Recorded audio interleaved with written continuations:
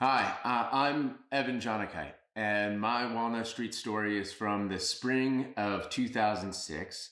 I'm a recent graduate from Temple University, and I'm working in a restaurant in Philadelphia. And the Walnut is doing a new play called Natural History in their studio space. And I was lucky enough to book the job. And I was just elated about it. This was going to be the show in which I got my equity card, which is obviously a big deal for actors. You become part of the union. It's really exciting. I go back to the restaurant that next week, and randomly there was this sort of regular customer who asked me what my future held, and I explained, "Oh, well, actually, I just got this really cool job at this great theater in town here, and I'm really excited about it." And he offered me a job selling investment products at like a big firm for oodles of money.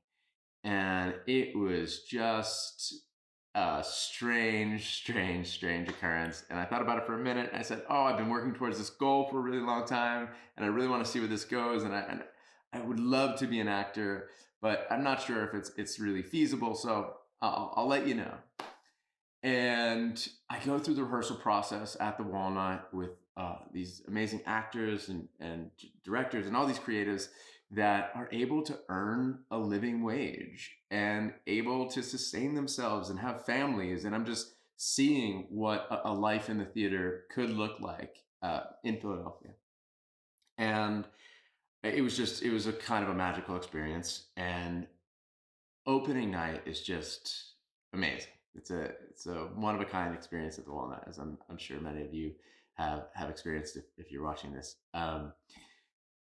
I'm walking out after a really successful opening, and I take a step off of a curb, and I land in a pothole, and I turn my ankle 90 degrees, and I have to go to the hospital.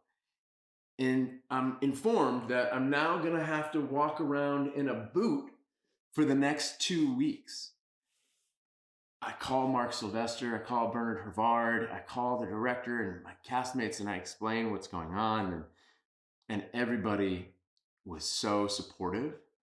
And everybody had an emergency rehearsal and said, "What do we need to do? How do we need to fix the blocking?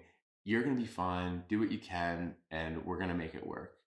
So for the next week, I hobble around stage on crutches, and I don't know what my career would have looked like if I hadn't have been in such a just such a warm environment full of support, and it really sort of paved the way for what my career wound up being, and I'm just so appreciative of it.